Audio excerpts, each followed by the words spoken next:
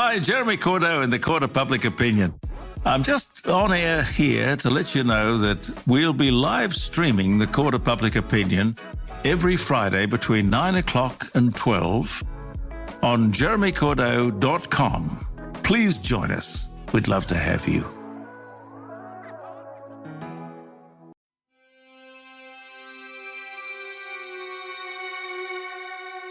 Hi, I'm Michael, host of the Murder Mile True Crime Podcast, which was nominated as one of the best British true crime podcasts of 2018, is based on my 5-star rated guided walk, and features more than 300 untold, unsolved, and long-forgotten murders, all set within 1 square mile of London's West End.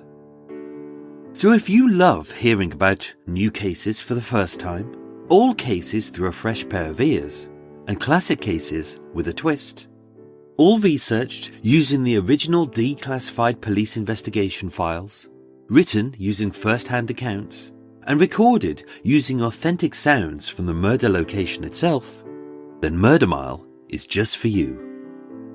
Download the Murder Mile True Crime Podcast on iTunes, Acast, or your favourite podcast platform every Thursday.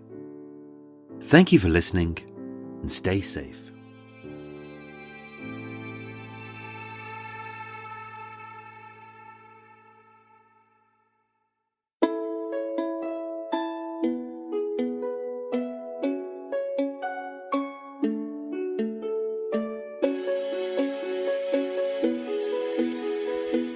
Welcome to Hong Kong Confidential.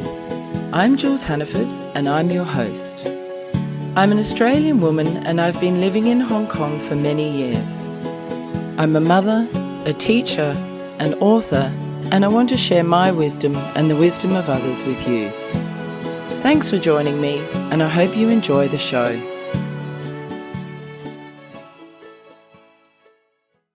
I'd just like to take a moment to tell you about a book that I've written. It's a memoir called Fool Me Twice, and it's a story about my life with a focus on my journey internet dating, where I was scammed and injured in the process.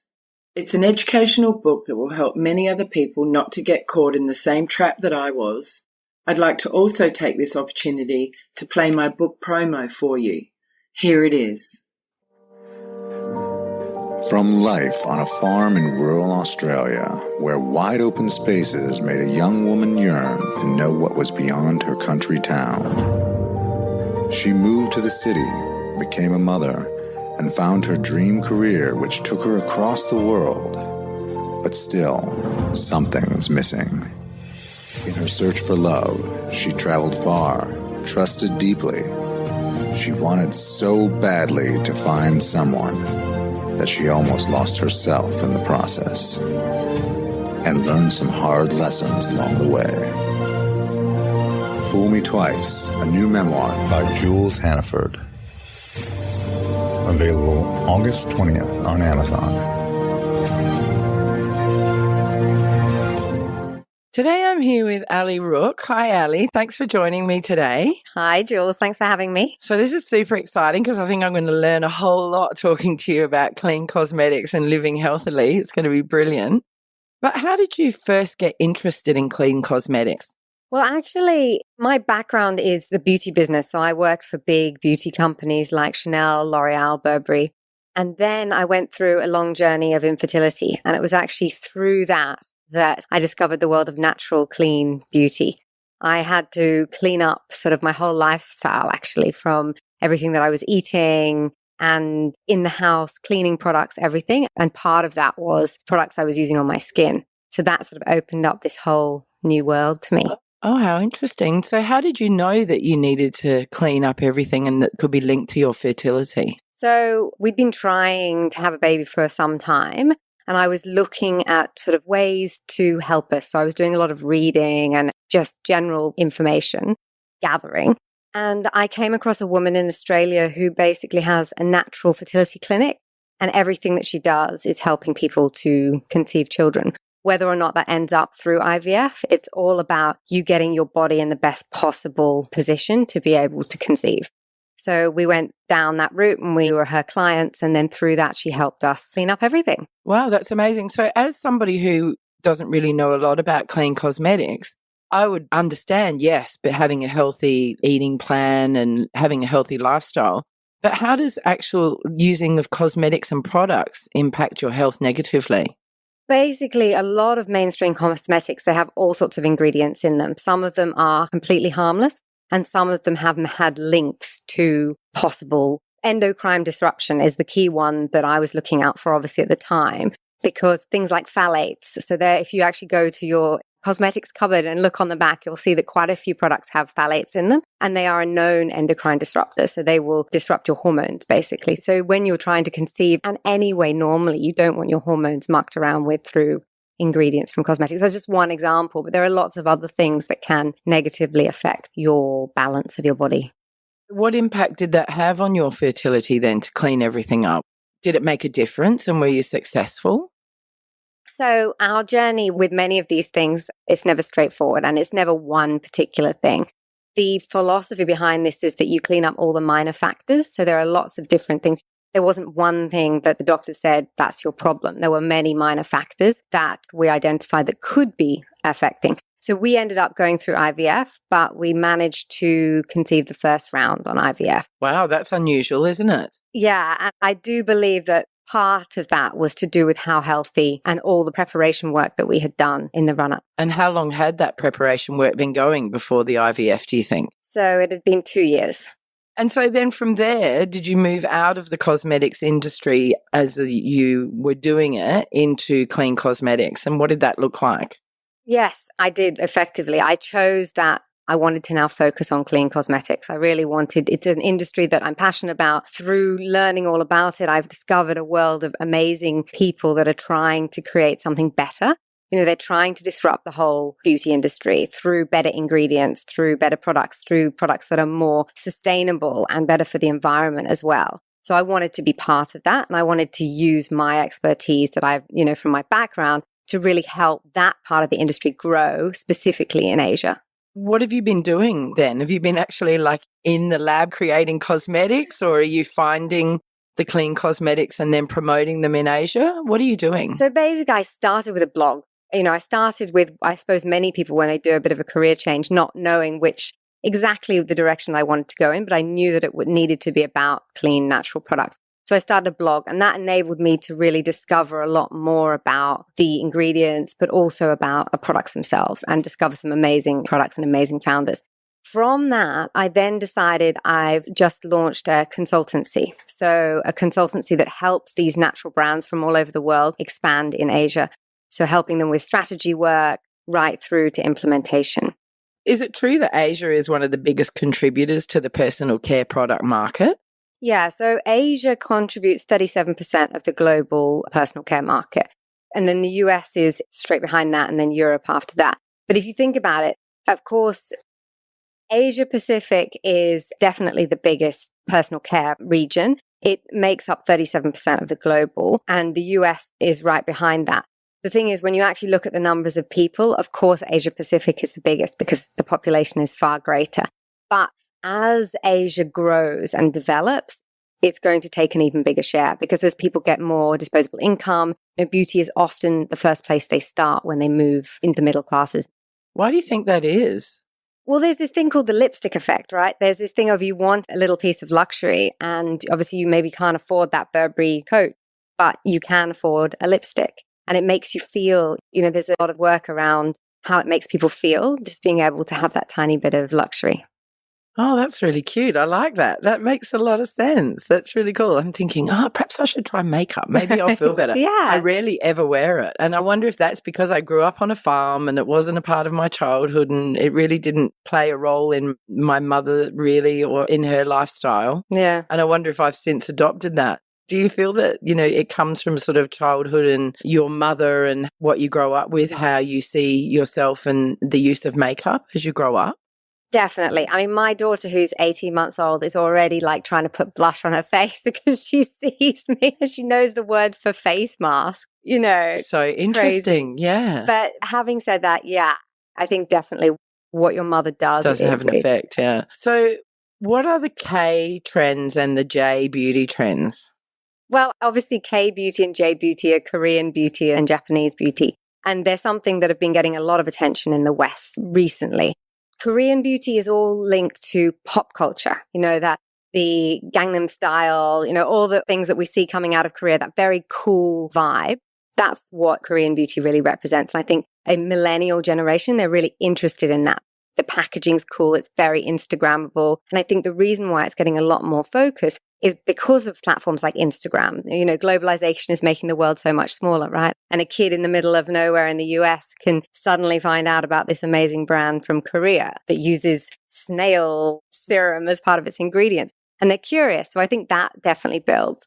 But having said that, Japanese beauty, J beauty, hasn't had so much focus recently. But I think it's something that will build now, because the difference with Japanese beauty is it's a very sort of different. K beauty is very trend driven, very popular culture, whereas J beauty is all about that wellness, but traditions and that slowness, and something that I think more and more people are looking for. They're looking for something that is really self-care. I think that's what you could say for Japanese beauty. There's two questions I want to ask about these trends. First of all, Korean beauty. Korea's got one of the highest statistics for cosmetic surgery, don't they, in the world? Mm-hmm. And is this linked to this K-beauty trend and this desire to look more Western, or is it just cheaper? I don't think it's a desire to look more Western. I think in Korean culture, there's a long history of a very, very strong importance of looking beautiful, looking your best, looking flawless. And I think, when you look at Korean makeup, it's often a very flawless finish. They cake on, traditionally, they really cake on the foundation. And also they're very widely accepted to have work done, cosmetic surgery. Both men and women will have Botox. They'll have a lot of cosmetic work. So I think it's a cultural thing, compared to the West, where it's really not that accepted, for people to openly talk about cosmetic surgery. So I think there's a big difference there. How that affects the actual beauty products, I think science is a very important part. Efficacy is incredibly important in Korean beauty. And that's another reason why it's become so popular in the West, because a lot of Korean products are highly effective and they work quickly. But I think that there is also a change in Korea. There is now an increasing number of brands looking to move into the natural space. They're already starting to explore that. In a certain segment of the society, there is a rejection of this sort of perfect look as well. In the J beauty trends and the K beauty trends, are they bringing in clean cosmetics? Are they looking at the more natural thing, or is it still really, really stylized and chemically based? I think they are. I think something with the general trends globally is beauty brands are niching down. So, with the growth of direct-to-consumer brands, they're having to really find their target, finding their tribe as such.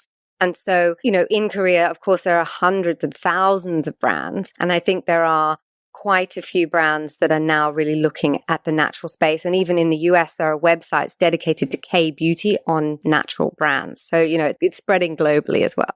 Oh, that's so interesting. And what are macro trends? Macro trend is a large trend. So macro trend is a massive, big trend. So do we have any macro trends in clean cosmetics? Well, I think when I'm talking about macro trends, I'm normally talking about factors outside of, say, the beauty industry. It would be something like, in Asia, we see the real rise of the middle class in China and much of Southeast Asia, and how that's leading them to want to differentiate themselves. And also the real beauty trend that we're seeing, which is premiumization.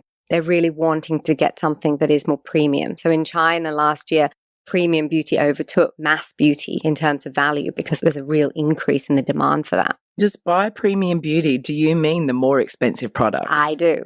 And is there any difference between the expensive products and the cheap products? Is there any difference in the ingredients or the quality or the ability to stay on your face or clean your face or whatever you're trying to do? I can tell I'm dealing with a skeptic.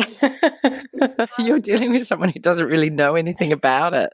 It depends. That is a multi-million-dollar question, because basically you've got some brands that use a really difficult to source, rare and very potent ingredient that will have a high price point because those ingredients are very expensive. Then you have other brands that use ordinary run-of-the-mill ingredients and they still put high price point on it because they're trying to position it in a certain way. So as a consumer, I think the best way to not fall into a trap is to educate yourself on which ingredients are really powerful and which aren't. And also, the value of those ingredients. And, there are so many websites and forums and places that you can go to find out this information. But I think it is about education. And unfortunately, there are brands that are making a very high profit margin off a product that doesn't cost them very much. Well, they're trading on their names, aren't they? They're trading on their names and their history and their position in the designer market, I suppose. So if I was to ask you, what makes cosmetics unclean? I suppose you'll say go and research because there's so many different things that can be in them that are dangerous. But can you give me a few ideas of what they might be? Yeah. I mean, I think that there are some big ones that maybe a lot of people that are listening will have heard of, something like parabens, for example. So parabens have had a lot of press in the last couple of years.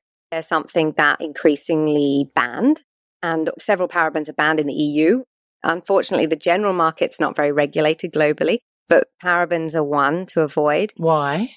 Parabens are a hormone disrupting element, and they're very common in cosmetics because they're a very easy preservative. So you'll find them in a lot of products, but they are banned in EU, and many forms of parabens are banned in EU, and increasingly brands are saying paraben free. What else do we have to watch out for? So another one is sodium lauryl sulfate, so SLS and SLES. What they do is that they are foaming agents. So again, they found lots of shampoos and conditioners, and they're something that is a very common irritant for the skin. So often people won't know why they have, a skin rash or something like that. It might not even be very severe. It might be something they've had for a long time, but it can be linked to these products that they've been using potentially all their lives. So look out for those. And then the last one, I've talked about phthalates already and how that's endocrine disrupting, and I'd avoid those. But one that is something that people probably don't think about is fragrance. So fragrance in products. The thing about this is fragrance is something that doesn't have to be disclosed. So you don't have to disclose what is inside that sort of all-encompassing word fragrance. There can be a lot of nasty chemicals within that. So I tend to avoid products that have, say, fragrance unless they say they're naturally derived from essential oils or unless they specify. So apart from your fertility, how did your life change by getting healthy and having clean cosmetics? Change of career. But I mean, I think in the house, I'm much more aware of what we're eating, but also, what we use to clean with, even things which might sound extreme, but things like Wi-Fi, how we're exposed to Wi-Fi all the time and what that can potentially do to our bodies.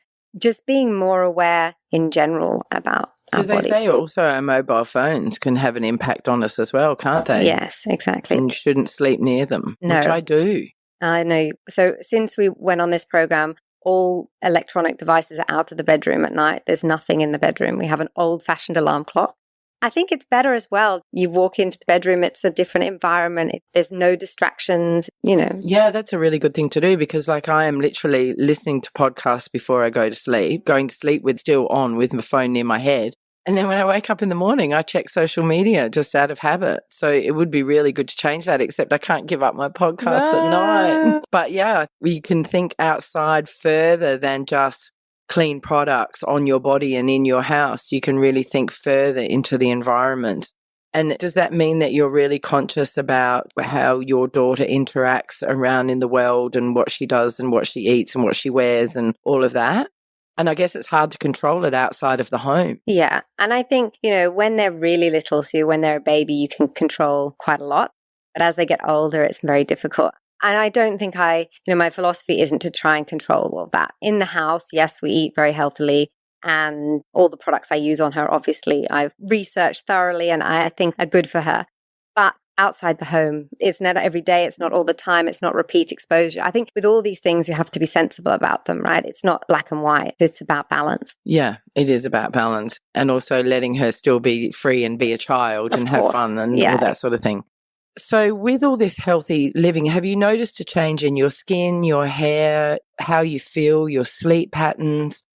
Do you feel healthier because of these changes in your lifestyle? Absolutely. When we were fully very, very healthy and completely on the program just before we did the IVF, I was in amazing health.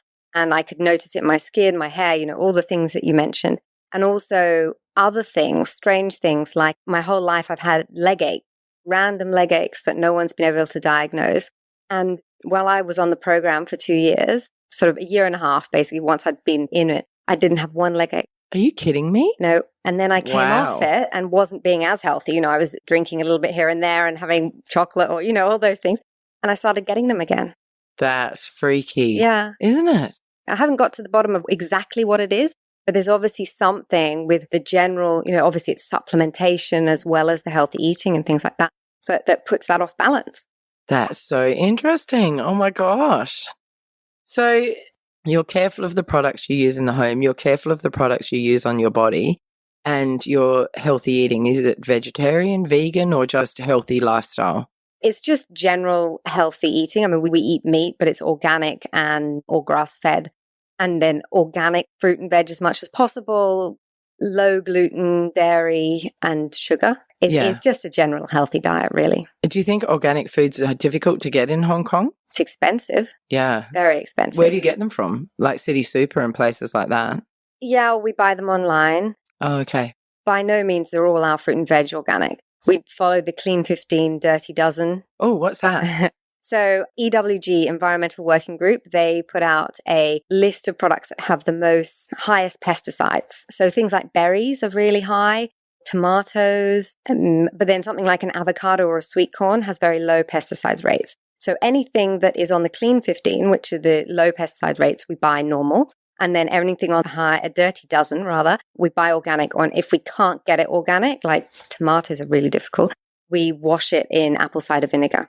Oh, so that cleans the pesticides off. Yeah, it cleans anything on the outside. It doesn't clean what's actually sort of inside or what's soaked in.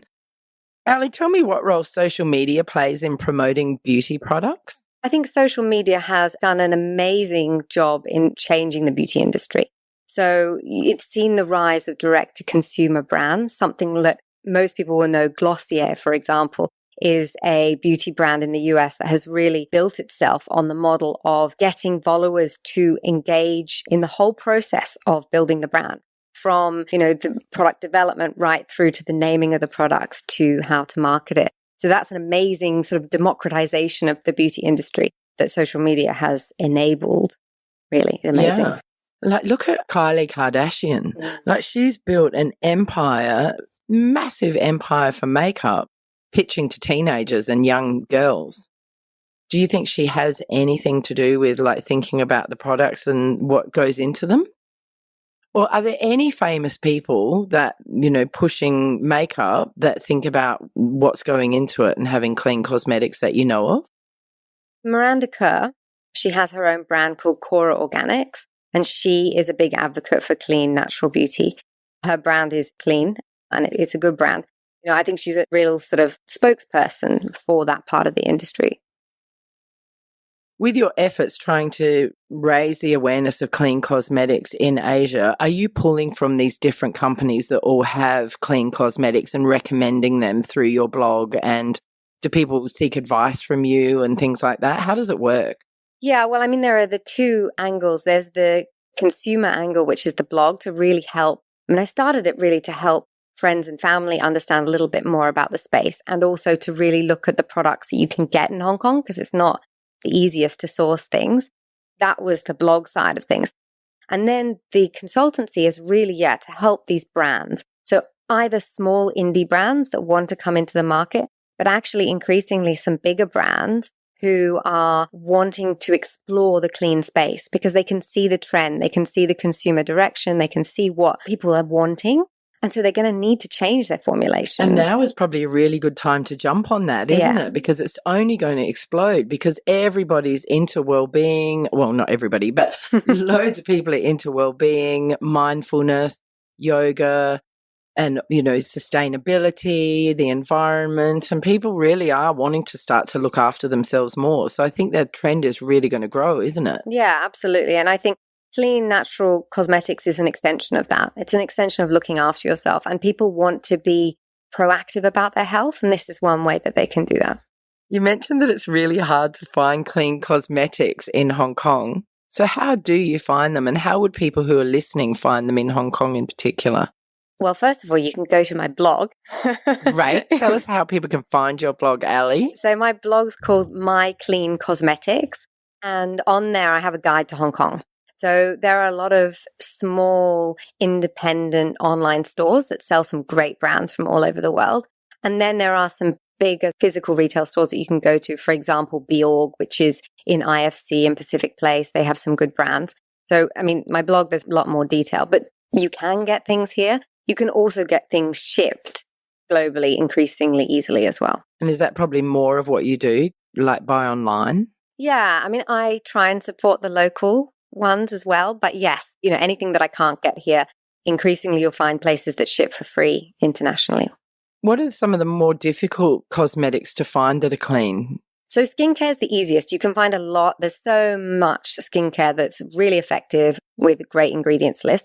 Makeup is trickier because I think makeup is something that, lastability is something that's difficult. Really getting a foundation that lasts all day or lipstick that stays on or has the right vibrancy.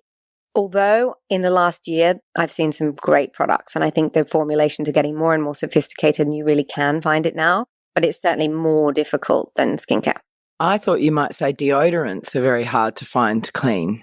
Well, no, deodorant actually, to find one that works is quite difficult. But there are some couple of local Hong Kong brands that are fabulous. 0 Yet 100, for example, that's probably my favorite clean deodorant that's based out of Hong Kong. Where do you buy that from? You can buy it online from their website, and Live Zero, I think, have it. A few other places. Yeah, Live Zero is a great place, isn't it? That's really cool. So what impact having chemicals in our products have on the environment?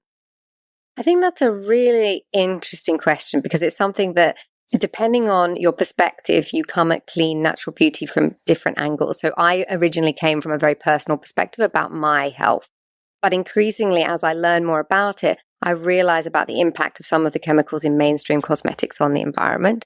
And the best clean beauty brands really look at their full supply chain in terms of how they're choosing their ingredients.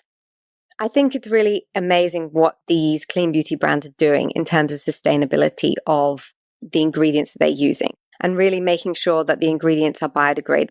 A lot of the products that we use, we wash off, in some form or other, and that goes down the drain. So making sure that that doesn't end up clogging the drains, being a problem in the water systems, everything like that is really important. And of course, also the packaging that the ingredients are in and making sure that is biodegradable and or zero waste, even better. There are a lot of things that these brands are really pioneering. And they're starting to not wrap stuff in plastic and use plastic bottles and move into glass and things like that. And I guess there's places, not in Hong Kong that I'm aware of, but I think in other countries you can actually go and refill your things, can't you, with your products? Yes. But we don't have that here, do we, for beauty products? No, very rarely. There are some brands that ship refills, so you can do it with something. Okay, cool. Do you know much about the situation with animal testing of cosmetics and the beauty products in this day and age? Yeah, animal testing is one of those really hot topics. And in 2013, the EU banned animal testing completely. And now there are only a few countries in the world that still insist on it for cosmetics. And one of those is China. So if you want to sell your products in physical retail in China, you have to go through registration, which involves animal testing. However, the good news is for these clean, natural, cruelty-free brands is there is another option in terms of going into China. So you can go through cross-border e-commerce, which means that you can sell online to the end consumer, and that doesn't involve animal testing. So that means you can ship into China, but you can't actually go and set up. Oh, okay. That's interesting. So you can't take your business in, but you can ship your products in. And do you think that it's going to phase out completely animal testing in the end? Or do you think that some people feel that products have to be tested on animals so that they're safe for humans? I hope and I think that it will phase out completely. But I think somewhere like China, for example, there isn't a momentum from the general public to phase it out precisely for the reason that you said, because the general public feel that they are more protected if the product has been thoroughly tested. So it's a very different mindset that we have about, the cruelty to animals. So first and foremost, for the majority of Chinese consumers is, their safety. However, there is change and there is changing perspectives. And I think there's always rumors about the Chinese government changing the animal testing rules. It will happen eventually, but I don't think it'll happen anytime soon, unfortunately. Allie, what's green chemistry? So green chemistry is effectively a form of chemistry that's looking at making more sustainable compounds. So one way that this is used in cosmetics is especially for natural ingredients that might not be very sustainable to harvest. So therefore, we're able to create nature identical ingredients in a lab through green chemistry. Oh, without the chemicals in it. Without the issue of harmful chemicals in it. Yeah. Oh, that's very cool. Yeah, it's nature identical. So it would is be this a new process of creating clean cosmetics? It's becoming more and more sophisticated. I think it's not just something that's used in clean cosmetics because it's not just for nature identical ingredients. It's also used as a general way to make ingredients more sustainable. What's your opinion on the free gift trend in the beauty trade, and how much do you think that impacts people not to think about what they're actually buying and not to look at the ingredients and how safe products are? The free gift trend is something that is global. It's everywhere. And I agree, it's got to sort of crazy levels where people are giving away suitcases for, a purchase of a skincare product. I don't think it takes away really from the people that are truly interested in the ingredients and the products. And generally natural, clean brands, they don't go in for this sort of gifting. One, because they can't afford it. And secondly, because the products speak for themselves and they might give samples, but there's no need to give them these massive gifts. Generally, the big corporations are all fighting each other for a piece of market share, and therefore they're giving bigger and bigger gifts. Are clean cosmetics generally a little bit more expensive than other cosmetics? Not necessarily. There are some brands that are a low, very accessible price point, and then there are some that, right up there. It really depends. There's a really broad range these days. Are you able to, off the top of your head, name a couple of the low-priced clean cosmetics? Yeah, sure. I mean, something like a Cure, which is on iHerb, for example. So you can get that very easily into Hong Kong. That's a very accessible price brand. They have great products from hair care to face care. It's a good one. In the makeup space, there's a British brand called Lily Lolo, and they're very accessible price point, mascaras, lips, all full makeup. That's another good one. What do you hope to see happen in the future of clean cosmetics? And do you have any predictions for us? I really hope that clean cosmetics becomes the norm. I hope that the big brands take notice of this trend and realize that it's driven by what consumers want, what they need, and what's better for us and the environment. So I really hope that everyone becomes clean. That's my number one hope. And I think in terms of trends, it's definitely moving in that direction. Everybody is so much more aware of their bodies, their minds, and looking after themselves. And as I said before, really prevention rather than cure. And I think that clean cosmetics is a fabulous place to start. I agree. And let's hope that people listening to this will go and have a look at their products and maybe take note of what they've learnt today, check out your blog and maybe make some changes. And I hope they notice some difference in how they're feeling after they make these changes. Allie, can you remind the listeners again how they can find your blog? And if any sort of company, makeup or cosmetic company wants to get in touch with you for advice, how can they do that? Sure. So for my blog, it's mycleancosmetics.com, and I'm on Instagram as well under mycleancosmetics. And if it's a company that really wants to talk about the industry in Asia, then my website is cleanbeautyasia.com. Awesome. Allie, thank you so much for meeting me today and chatting about clean cosmetics. I've learnt loads. It's really, really interesting. So thanks very much for coming on the show. Thank you.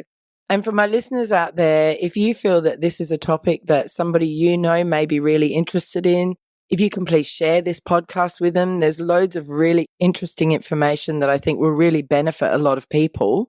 It'd be great if you can share my podcast, and also if you could go onto iTunes to rate and review us. And that will help take me up the iTunes chart, and that will help people find Allie and her clean cosmetic blog as well. So we can make a big difference in the world. So thanks again, Allie. It's been amazing talking to you. Thank you very much for having me. You're welcome. Hi, Confidants. I want to tell you about my Patreon page. I've joined Patreon in the hope of getting sponsorship for my Hong Kong Confidential podcast. Patreon is a great way for my listeners to get on board and sponsor me with monthly payments, and that goes towards my production costs and rewards for my members. If you're interested in checking out my Patreon page, please go to patreon.com and search up Jules Hannaford or Hong Kong Confidential. I would really appreciate you visiting my page.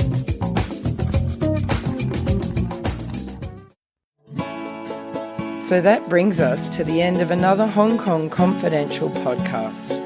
I'm Jules Hannaford. Thanks for joining me, and I hope you'll be with me again next week. If you enjoyed today's podcast, please can you go to iTunes to rate and review it? I would really appreciate your feedback. You can email me at jules@hongkongconfidential.net, and you can find me on Facebook and Instagram at Hong Kong Confidential. If you'd like to hit me up on Twitter, it's at Jules Hannaford. I would love to hear from you.